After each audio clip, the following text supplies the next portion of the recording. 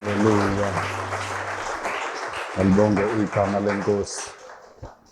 Amen. Awubingelele nje abaseceleni kwakho ukuthi wenze kahle wafika ebukhoneni benkosi. Sizodumisa ndawonye bese sihlala phansi in the presence of the Lord. Hallelujah. Hallelujah.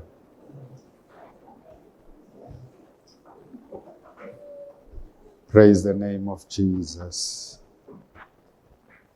Siyathanda ukuthi sibonge phatha ohlelo Msholozi. Thank you so much. Siyabingelela baba. Egameni lika Jesu.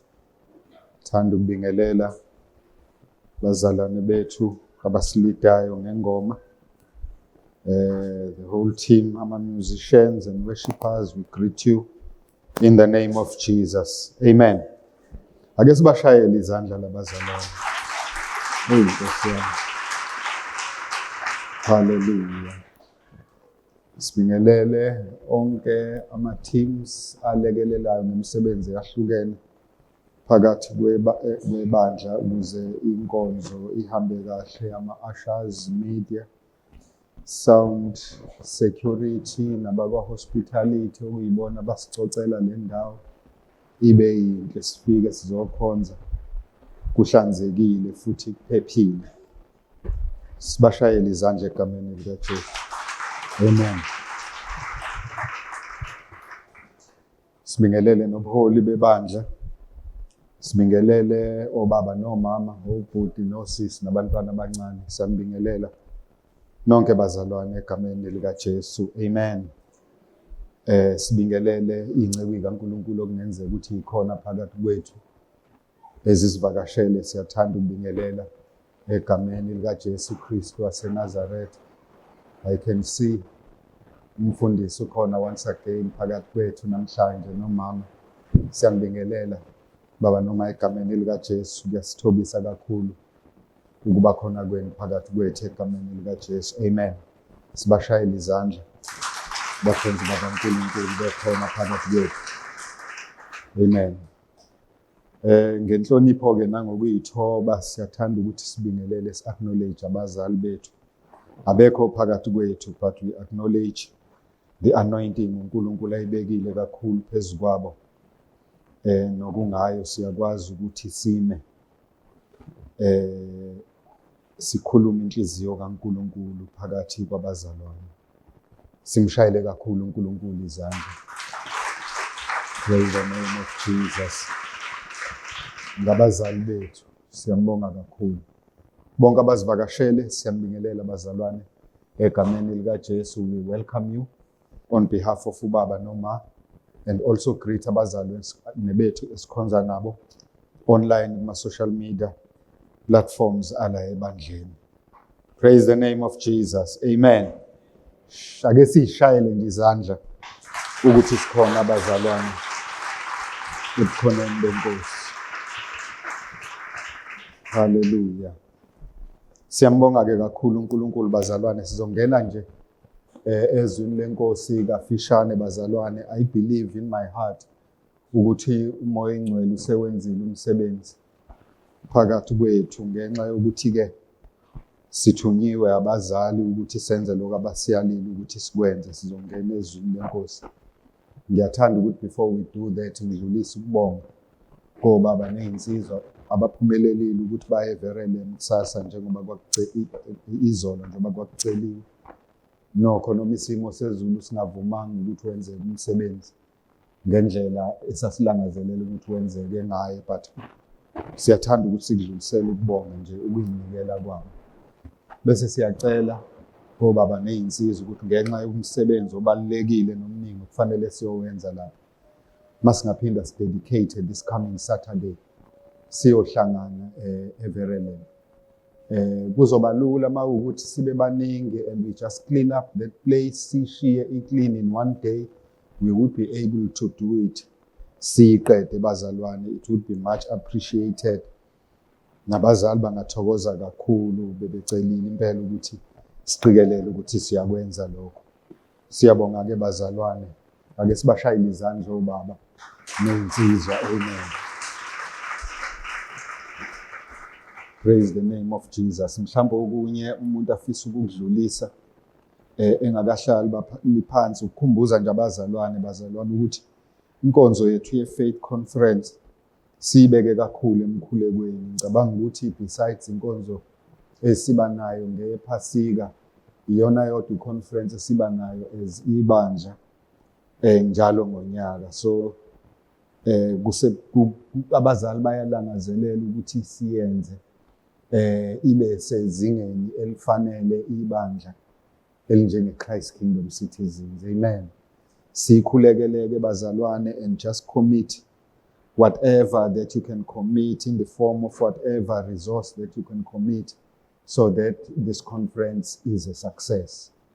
It will be much appreciated. uNkulunkulu, I believe ukuthi kuyomthobisa nawe futhi uzobusiseka ngalokho ngoba injongo kakhulu ukuthi siqhubeke senze umsebenzi wokushumayela ivangeli njengokomyalo kaNkulunkulu. Alibongwe igama leNkosi.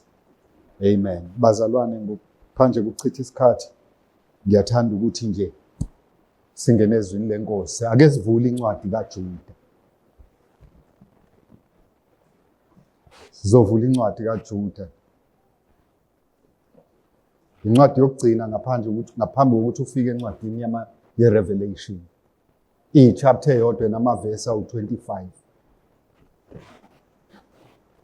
Before nje ufike kuma-Revelations, one gear back, uzoyithela encwadini kaJuda. Chapter yodwa enamavesi awu-25. Alibonge igama leNkosi. Sizoyifunda nje yonke 25 verses bazalwane. Angithi asijahe ndawo. Hallelujah. Chapter yodwa nje.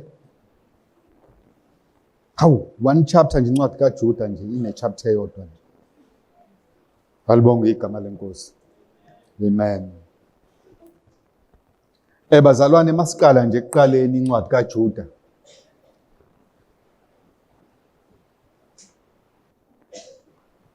Isibingelelo sayo sithi uJuda inceke kaKristu, kaJesu Kristu, umfowabo kaJakobe. Kuba babizwe abathandwa kuNkulunkulu nabagcinelwe uJesu Kristu. Amen. So lencwadi inombhalo uJuda. Mawuyifunda isibingelelo futhi ne-address la ithunyelwe khona. Alibonge igama leNkosi. Lencwadi ithunyelwe to those who are called. Amen. Akuyona incwadi eya nje kunobani le uJuda ibhalayo. It's written to those who are called. And secondly, it's written to those who are sanctified. Alibonge igama leNkosi. And it's written to those who are preserved. Amen. So if umzalwane and you are sanctified, you are set apart for uNkulunkulu ukuthi afeze a certain purpose now. So if you sanctified, umuntu awuyena nje umuntu nje but umuntu ohlukaniselwe uNkulunkulu for i-purpose yakhe. And uNkulunkulu, when he sanctifies you, he also preserves you. Alibonge igama leNkosi. So I believe ukuthi nanoma imuphi umuntu omzalwane osindisiwe, umzalwane osuke kulungela ukuthi uNkulunkulu angamenzisa noma yini. So he is sanctified. Alibonge igama leNkosi. And ukuba sanctified kubuye kusebenze futhi to those individuals within the body of Christ or within ibandla. uNkulunkulu sets apart some people in a specific purpose for them. He sets them apart and he sanctifies them for that purpose. Kodwa sonke sabazalwane, mawususindisiwe, you are sanctified. Alibonge igama leNkosi. Amen. So bazalwane, if you read verse 2, it says, mercy and peace and love be multiplied to you. Isibingelelo leso sikaJuda ebingelela abazalwane ababhalela lencwadi. And then bazalwane bese sibuka ku verse 3.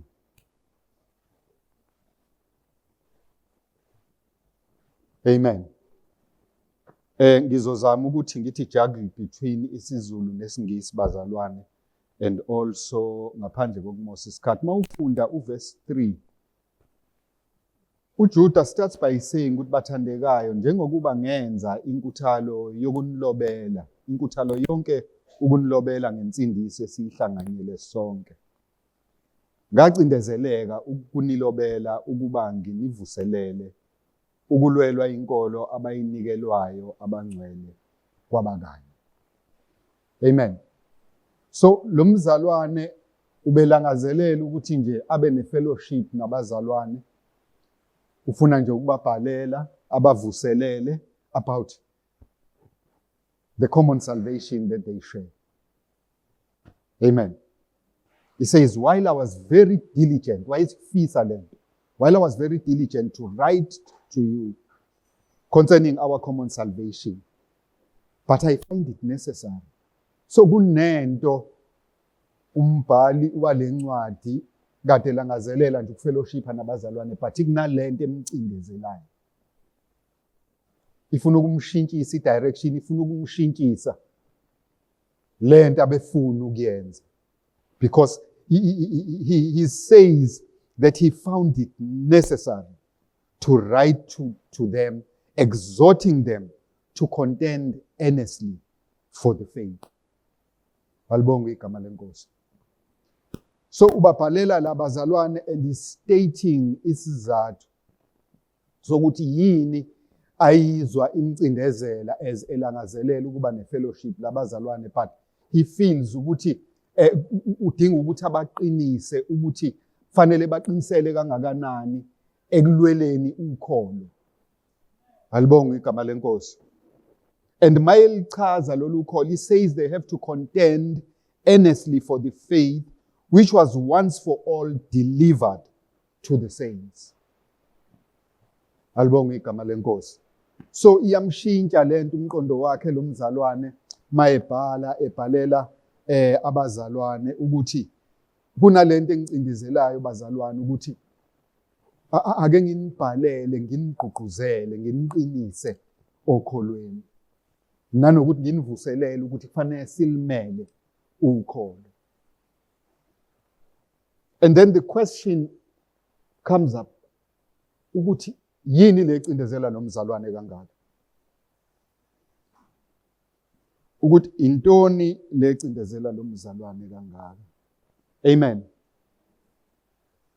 And you see ukuthi mawufunda uverse 4, it says ngokuba sebengenile ngokunyenya abantu abathile okwalotshwa ngabo phambili endulo ukuthi bayakwehlelwa yilokhu kulahlwa. Alibonga igama lenkosi. So nayi lento eqake lo mzalwane, he's writing this letter and uyabona abazalwane a-fellowshipha nabo bayamthanda uNkulunkulu, but nayi lento emcindezelayo ukuthi there are some men, there's certain men that have crept unnoticed. There's an infiltration by abantu abathize abangenayo ebandleni and bangena ngokunyenya. They are unnoticed. Alibongwe igama lenkosi. And izwi lithi these men were marked long ago. And they were marked out for condemnation. So banyenya labantu bangena ebandleni unnoticed, kanti vele i-destiny yabo yona is sorted. I-destiny yabo is sorted. They are marked for condemnation. But now they are infiltrating the church. This is a concern yalo mzalwane as he writes to the church. He says these are ungodly men. Amen. Says these are ungodly men. And he says they are turning the grace of our God into lewdness.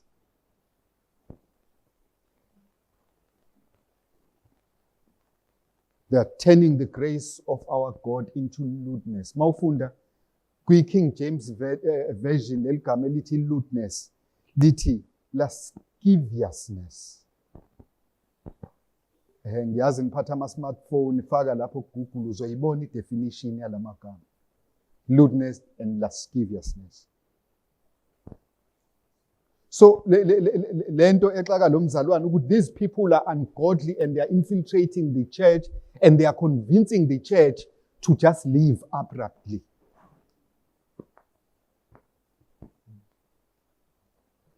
Nje ungabi ngisho ne-conscience of sin, just sin. Hlaphaze nje. Hlaphaze ukuthi hayi konke ku-right. If it feels right to you, you can do it. It doesn't matter. Hallelujah. And leli gama in lewdness, it explains this behavior to its extreme, bazalwane. So these men are infiltrating ibandla, and this is a warning that is being raised by lo mzalwane. Ukuthi labantu bagcwele imfundiso yokuthi abantu badelela umusa kaNkulunkulu and teach people ukuthi behave uncontrollably. Nje kuphithize nje bandleni, phithize abantu benze noma yini, ingabi order, ingabi khona lento ekuthiwa restraint ebandleni, ukuyithiba. So ukhansela isiphiwo sikamoya, self control. He is warning the church about these ungodly men. Hallelujah. And he's teaching the church to deny the Lord and our Lord Jesus Christ. Hallelujah. Because there are such teachings, bazalwane. Maningi ama-teachings akhona manje kufanele ukuthi siqwashe ukuthi yini into eyilalelayo ngoba ziningi izinto ezidukayo. Ngiyaye ngisho kwabanye abazalwane masixoxela nje ukuthi ulayini between okuyikho nokungekona is getting blurrier and blurrier, and it's getting thinner and thinner. Yabo? At least iqala kwakuthiwa ufenisi, ubheka ufenisi ukuthi awuhlala ufenisi adu ngapha noma ungapha. The fence has disappeared, bazalwane. And then we reduced it to a line. Now it's getting blurrier, ayisabonakala. It calls ukuthi umoya ingcwele akusize. Yingakho ezibandla lamanje siyadinga ukuthi simlalele umoya ingcwele, simvumele ukuthi asihole. Because these ungodly men, the Bible, they are infiltrating the church. Hallelujah. And it reminds me of the warning, bazalwane, mawufunde encwadini ka-Ezekiel. Ezekiel mayikhuluma ngama-false prophets. Khona indawo lapha, I think Ezekiel chapter 13, he starts talking about false prophets and warning the Israelites about the false prophets. And izwi lenkosi libabiza ngabaprofeti abayiwula. Amen. Libabiza ngabaprofeti abayiwula abalandela umoya wabo. Abanganawo ngisho amandla okuboniswa, they just talking. Lithi iBhayibheli bakhuluma okuyize babona amanga. Bese bethi thus said the Lord. UNkulunkulu angashongo. Prophet Ezekiel warning abantwana baka-Israel mawufunda incwadi ka-Ezekiel. There's so many other things eyishoyo mawehla ngawo chapter 13. Ezama warnings kaNkulunkulu nanokuthi kwayena uIsrael mayiqhubeka nokubalalela what's going to happen to them. Because enye into enhle eyenziwa uNkulunkulu, he pinpoints these people and he marks them. But okubalekile kufanele thina sibe nehlo likamoya lokwazi ukubabona. Ngoba uma kusuku ukhona lisho njalo izwi. Amen. Lithi who long ago were marked out for this condemnation. Kusho banomark, these ungodly men banawo umark. But it calls ukuthi mina nawe sibe sensitive enough, amehlo ethu, indlebe zethu zibe sensitive enough ukuthi sikwazi ukuthi sibezwe sibabone. Alibonge igama lenkosi. Hallelujah. So bazalwane, you will definitely agree with me ukuthi njengoba sisaphila la emhlabeni, akekho omunye nomunye wethu onganayo into endleleni ezisihamba endleleni yokukholwa eba yi-challenge or eba yi-weakness empilweni yakhe. But izwi lenkosi liya-encourage ukuthi we need to grow and be mature and sifike ebudodeni obupheleleyo and be able to overcome. In order to avoid this lewd behavior kukhulunywa ngayo izwi lenkosi that is being taught by these ungodly men. Alibongwe igama lenkosi. So siyadinga ukuthi yabo khona if you read incwadi kaJames kukhona iverse elikhuluma ukuthi we must submit to God and resist the devil and he will flee from us. Alibonge igama lenkosi. So if we submit ourselves to God, uNkulunkulu will give us the strength to resist whatever temptation, whatever challenge esibhekana nayo that desires to distract us, ukuze sikwazi ukuqhubeka nokuphila impilo ezothokozisa uNkulunkulu. Amen. So bazalwane, iBhayibheli likaNkulunkulu liyasifundisa that we must develop our resistance. Alibongwe igama lenkosi. Asehle nencwadi kaJude. If you look at verse 5, now you're starting to see mawufunda verse 5 uzofika verse 7 ukuthi there are consequences for this behavior. Kunama consequences kule behavior. Amen. So verse 5 but I want to remind you, though you once knew this, that the Lord, having saved the people out of the land of Egypt, afterward destroyed those who did not believe. Amen. So ama consequences la umbhali is relating them to behavior abantwana baka-Israyeli abangazange bamkholwe uNkulunkulu nelithi iBhayibheli as much as abakhulule eGibhithe but abakwazanga ukufika eKhenani ngaphandle ngenxa yokuthi azange bamkholwe. And then that was the consequence of their unbelief, not ukuba wrong noma ukungathandwa uNkulunkulu.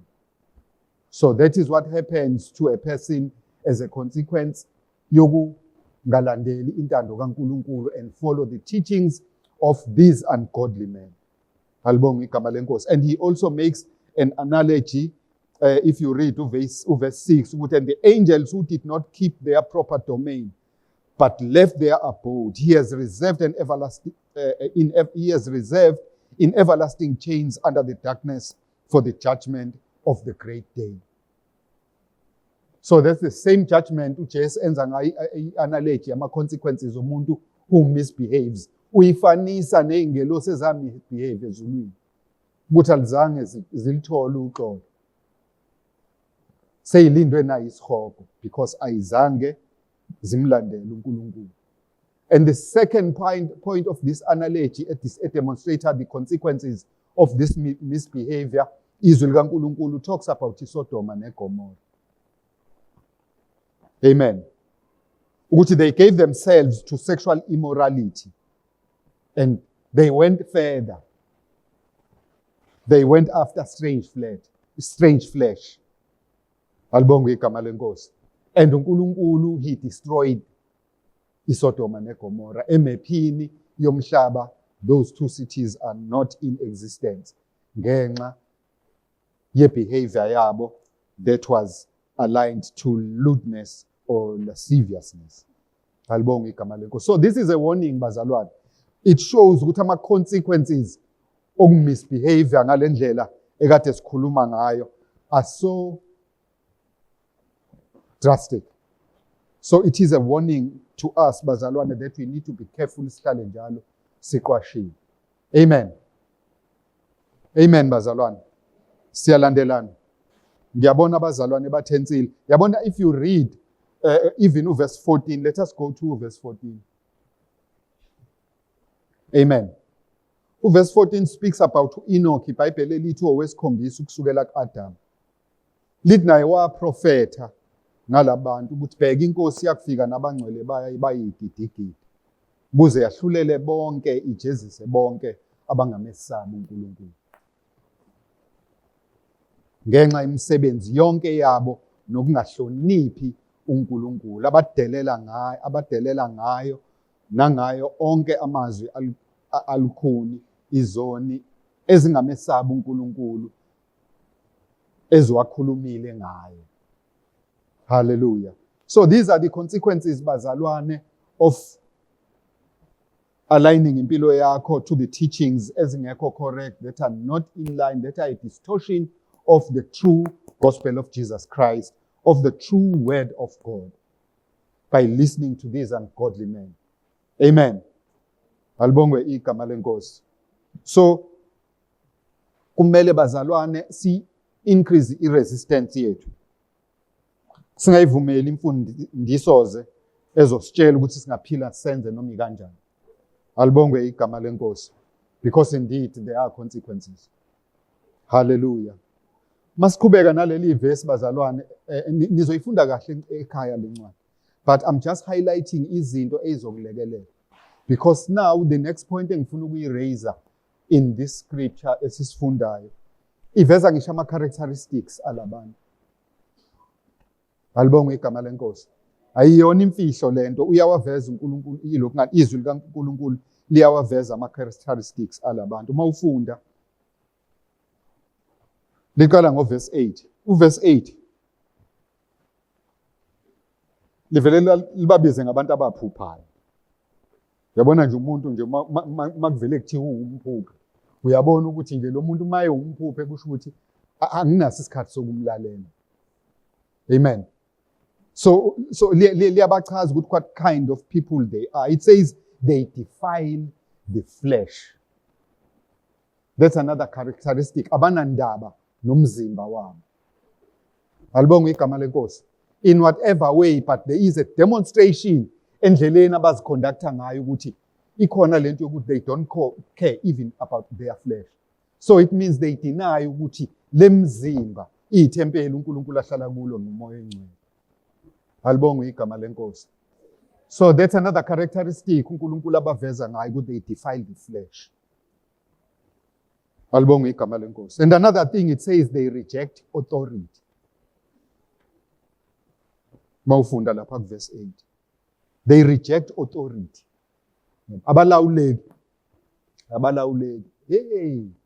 Konje kwathiwa ukhumalo osebe ama-elder la enkonzweni uyini ukhumalo? Unamalini khona ebhenki ukuthi sengazabe yi-elder.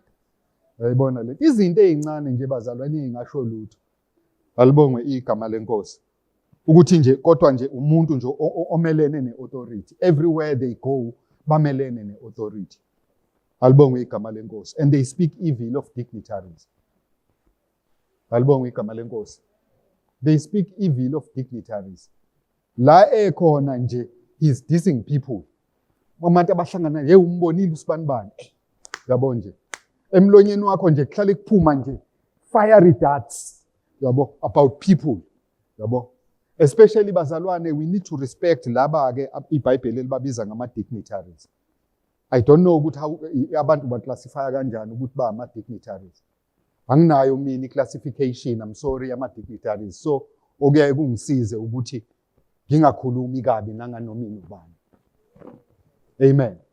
Train yourself. Yabo ukuthi iopinion yakhe is opposed to your opinion is not a license yokuthi umkhulume kabi. Alibonga igama lenkosi. That's another characteristic yalabantu. Sikukhulekele bazalwane, siyaphunyuka siphilile emhlabeni. Siyaphunyuka mina ngiyahlambuluka. Siyaphunyuka kodwa sikukhuleke ukuze sihambe njalo sisentandweni kaNkulunkulu. Alibongwe igama lenkosi. Maningi ama-characteristics. Verse 10, it says they speak evil of whatever they do not know. Alibonga igama lenkosi. Yabona lena ke iyamangaza bazalwane, because how do you even begin to speak about something that you don't know, let alone speak evil about it? Ubungayazi. So ngempela lowo muntu usuke ewumuntu odukile la in their senses. So again umuntu odeserve ukuthi ungamlalela nanoma yini into ayishoyo. That's another characteristic. It says they speak evil of whatever they do not know, and whatever they know naturally, like brute beasts, in these things they corrupt themselves. Nalokhu abakwaziyo, they talk negatively. Ngakho lokho abaclaim ukuthi bayazi. Alibonga igama lenkosi. Instead ukuthi kubenze ukuthi kubasebenzele bakhulume ngako positively ngoba bayakwazi, they still speak negatively about it. Alibonga igama lenkosi. And lithi iBhayibheli, by doing that they corrupt themselves, because you cannot claim ukuthi into uyayazi yet you talk negatively about it. Alibonga igama lenkosi. Kufana nokuthi uhambe uyofunda ilaw e-university for 4 years. Mawusuqedile, you do your article another 3 to 4 years. You register ube ummeli, and then you stand out usufunde yonke imithetho la eSouth Africa uyaqeqebula. And then the first thing that you say ukuthi ayiyabheda imithetho la eSouth Africa. 8 years of intensive studies and work. And now you are qualified to interpret the law. The first thing that you say ukuthi uyabheda imithetho. Amen. Already usuyicorruptile. Because the first thing that you do every time kufanele ukuthi uyo-apply umthetho kunoma yiphi situation, uzofika une-negative mindset ngoba manje usukhande lento, ukhande izidleke esithi iyabheda imithetho yala eSouth Africa, or umthetho othile uyabheda. Mase kufanele uya-apply kwi-situation ethile ufika usu-negative. Alibongwe igama lenkosi. So thereby you are corrupting your mind. Umqondo wakho is corrupted because you cannot think objectively about what you are supposed to do, because now already there is an element of subjectivity entweni olokuna ngendlela ocabanga ngayo. Bangizwa bazalwane. Hallelujah. And mawufunda verse 11, as we deal with ama characteristics alabantu, izwi likaNkulunkulu starts showing you ama examples which are in scripture, and it shows you example kaKhayini, but as a result of the behavior kaKhayini, and he ended up being condemned. Alibonga igama lenkosi. It talks about uBalaam as another example, mawufunda verse 11. We're not going to go today to what these 3 individuals did, because now there is a subject on its own. It also talks about amadodana kaKhora. Alibongwe igama lenkosi. Eveza ama characteristics lawe sikhuluma ngawo asifake engozini. Alibongwe igama lenkosi. Maningi bazalwane ama characteristics alabantu. Mawufunda verse 12.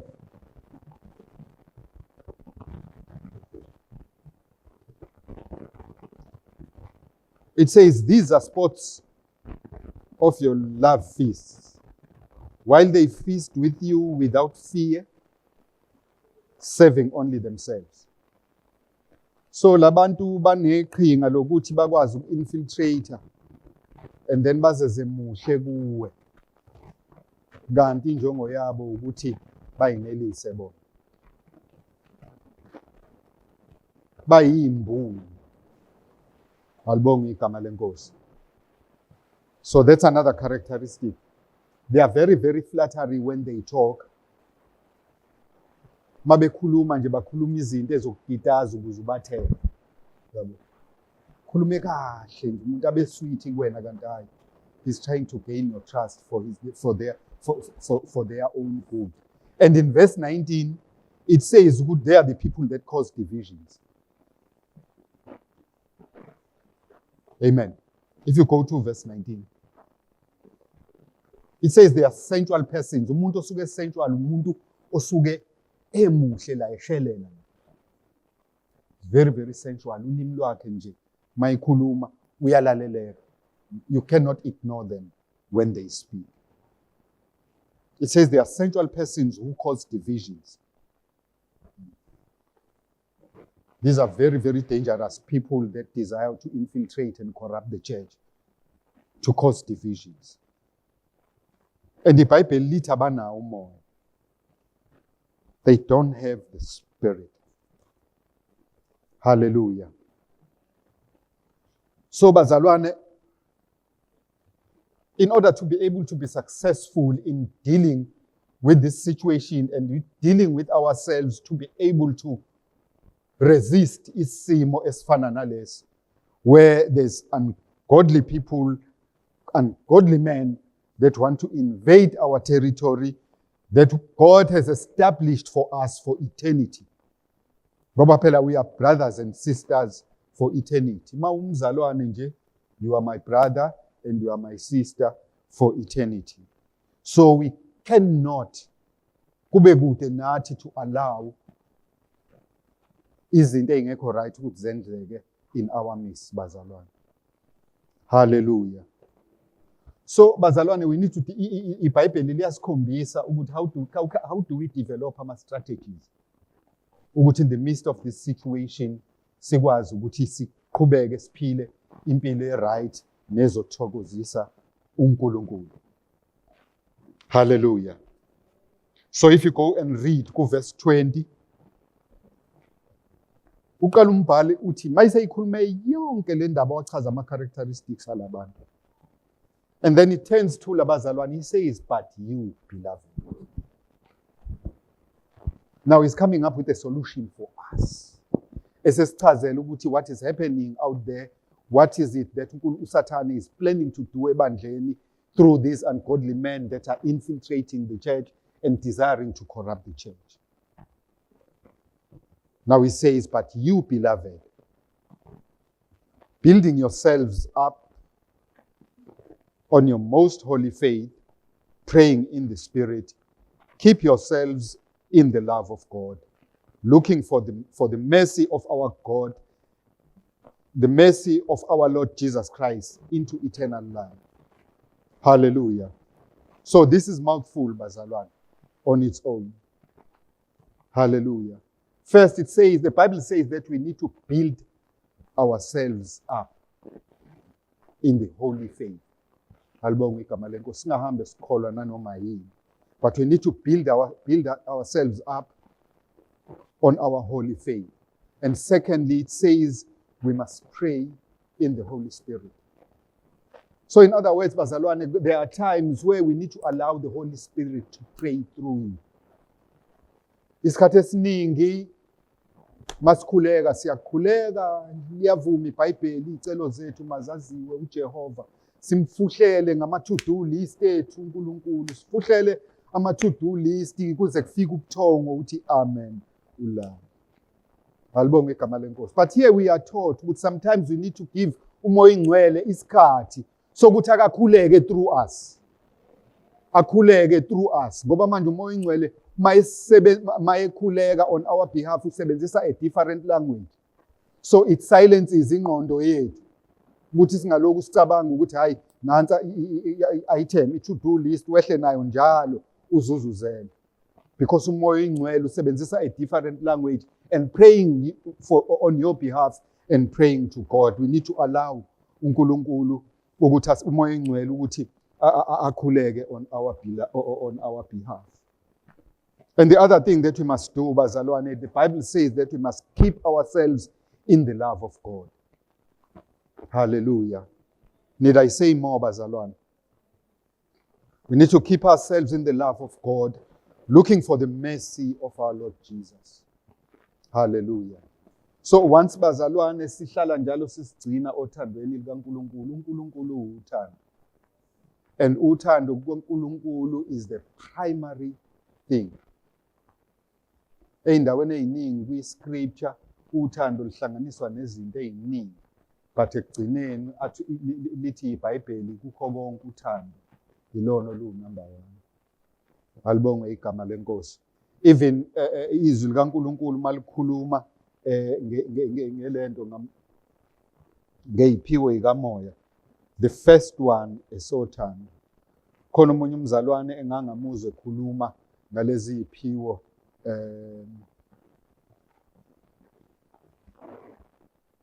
zikamoya eziwu-9 ezidescribe ngokwakhe ethi they are like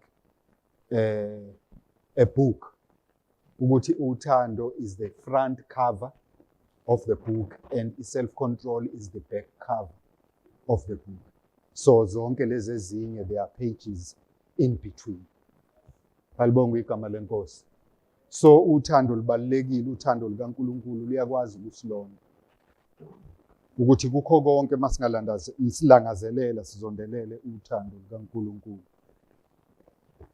Sikwazi ukuthi sigcineke othandweni lwakhe. Amen. Hallelujah.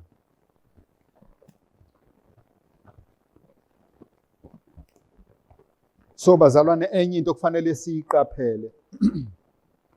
Uthando liyasivikela ekutheni singahabharishi inzondo ey'nhlizweni zethu. Ngoba enye into eyingozi ngenzondo, inzondo results in bitterness. Uyabona uma usuwumuntu ohlala unomunyu, usuke usuvulela usathane igate elikhulu ukuthi angene empilweni yakho. Alibonga igama lenkosi. So in order to prevent that from happening, fanele ngaso sonke isikhathi sizigcine othandweni lukaNkulunkulu in order to prevent ukuthi sihabharishi hatred. Sometimes ukuyitrain umzalwane ukuthi ngisho umuntu ekuphathe kabi, umbonga uNkulunkulu ukuthi I thank God for you ukuthi ungiphathe kabi, otherwise I would not have seen the goodness of the Lord. Ngoba uzange ungiphathe kabi. Umshayeli umbonga uNkulunkulu ngabantu abangenza izinto eziright kuwena ukuthi I thank God for these people because I have grown in knowing the goodness of the Lord in my life. Ukuba babengekho mhlambe ngabe ngiseyibhebi and I don't even understand. Some of the things that we learn endleleni is because of people that become obstacles. Nezinto eziba ngama obstacles endleleni yethu. And when we overcome them, we see the goodness of the Lord. Alibonga igama lenkosi. But if we harbor hatred, it grows and becomes bitterness. And bitterness iyingozi. Ngoba kungena ngisho izifo if you are bitter. Ungena uvela uthuka uzudokotela esethi blood pressure yakho kanti hayi kune bitterness nje lokhu uyibekile uyayinesa lo. Now uyasho nje ukuthi angazi nami ukuthi ngizokwenza njani kodwa nje angimphile.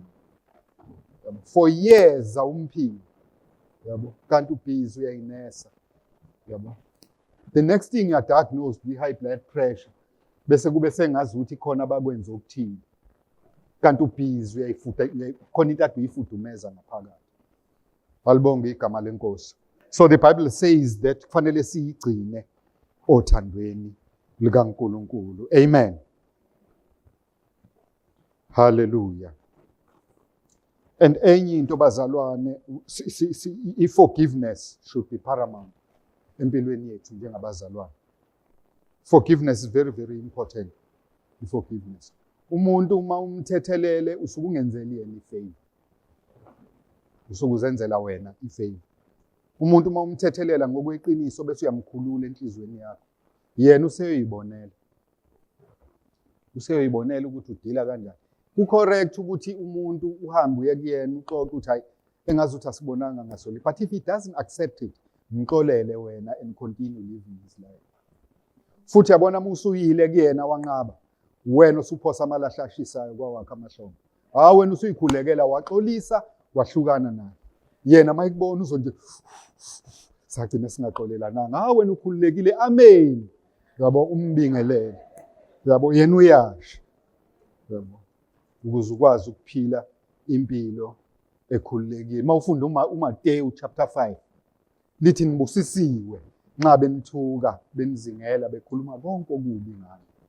Beqamba amanga ngenxa yami kusho uJesu. And then in the next verse besethi jabulani nithokoze ngokuba umvuzo wenu mkhulu ezulwini. Yabona uma uthethelela umuntu ekwenze kabi, is for your benefit. Alibonga igama lenkosi. Kunomvuzo ukuthethelela bazalwane. Nokubekezelela izinto ezibhlungu ezizehlelayo. Sikwazi ukudila nazo and move on. Amen. Hallelujah. Right.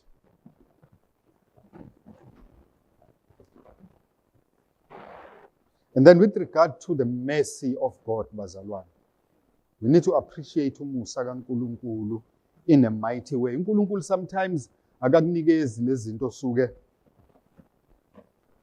uyifuna. But you must thank God ukuthi ukakunikeze nezinto obungayifuni.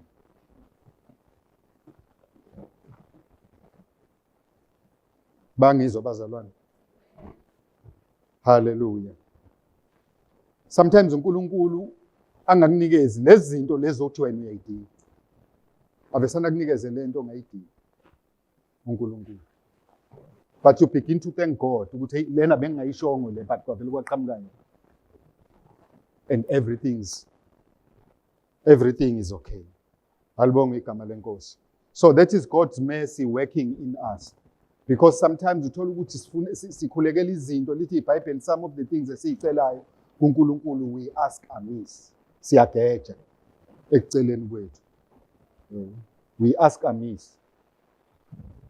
Ucele into uNkulunkulu azi kahle ukuthi awuyidingi instead izokudestroy. Alibonga igama lenkosi. Sometimes ukumyeke nje uNkulunkulu ukuthi akwenzele noma yini ngomusa wakhe. Alibongwe igama lenkosi. Amen. Praise the name of Jesus. Sengizovala bazalwane. Yabo 25 verses ushesha kangakanani? Sesiyavala. If you look at verse 24 bazalwane in closing. It says, now to him who is able to keep you from stumbling and to present you faultless before the presence of his glory with exceeding joy. To God our Savior, who alone is wise, be glory and majesty, dominion and power, both now and forevermore. Amen. Alibonga igama lenkosi. So if you have victory and if you have achieved, this is an opportunity for you to glorify God. Verse 24 is telling us ukuthi uNkulunkulu is more than able to keep us from falling. Alibonga igama lenkosi. uNkulunkulu is able to keep us from falling bazalwane. So ungabi nako ukusaba to approach uNkulunkulu ngento ebukeka impossible ngempilo yakho. And start asking, entertain imicabango ukuthi engabe uNkulunkulu uzongisiza yini in this particular situation.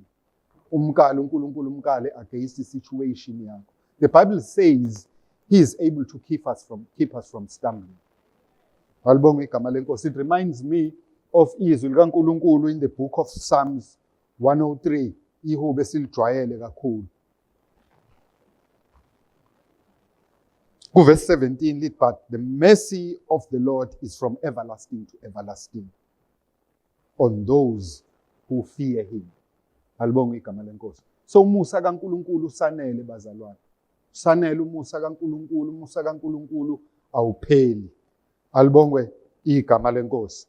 So kufanele ngaso sonke isikhathi kube kulangazelela kwethu bazalwane ukuthi uNkulunkulu umusa wakhe awehlisele phekwethu.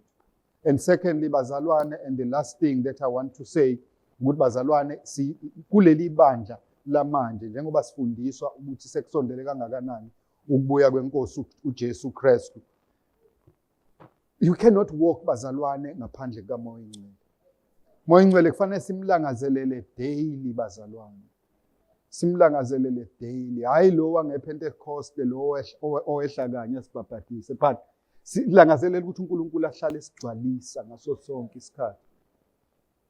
Kungabikho khona imoment la ungekho sure khona ungazange umconsult uMoya Ingcwele to give you a direction. Balibongwe igama lenkosi. Hallelujah. And bazalwane, the other thing that I want to say as part of the last things that I want to say, that uJesu wants to present us faultless. Mawufunda verse 24. He wants to present us faultless before the presence of his glory with exceeding joy. I remember last week, sinabazalwane Verelem on Sunday, I did raise this thing, which one thing which I desire, that he desires. Mawufunda Ephesians chapter 5 and verse 28. He desires to present to himself a glorious church, not having spot or wrinkle or any such thing, but that she should be holy and without blemish. So uNkulunkulu uJesu at the end of the day ufuna ukutsaka ngebandla eli-faultless. Ibandla eli-glorious. Athi this is my church. Lisho njalo izwi likaNkulunkulu that he wants to present us faultless before the presence of his glory. Because we are his church. So he wants to present us faultless to him. To himself. Lisho njalo izwi likaNkulunkulu. Hallelujah. So it's very important, bazalwane, ukuthi ngaso sonke isikhathi sizondelele ukuthi umoya ingcwele asigcwalise. And bazalwane, we should have faith in the ability kamoya ingcwele to be able to do whatever God desires to do ekwempilo yethu. We need to allow ukuthi umoya ingcwele to minister to us. Sometimes when you are alone, don't think that you are alone. Alibonga igama lenkosi. When you are alone, ungacabangi ukuthi you are alone. Alibonga igama lenkosi. It's an opportunity for you to have a fellowship nomoya oyingcwele. Hallelujah. It's not because of our ability, it's because of his mercy. Alibonga igama lenkosi. IBhayibheli likaNkulunkulu, it's not by might nor by power, but by the Spirit of God. So sivume bazalwane ukuthi umoya ingcwele ahlale egcwele empilweni zethu. Alibonga igama lenkosi. May we stand to pray, bazalwane. Hallelujah.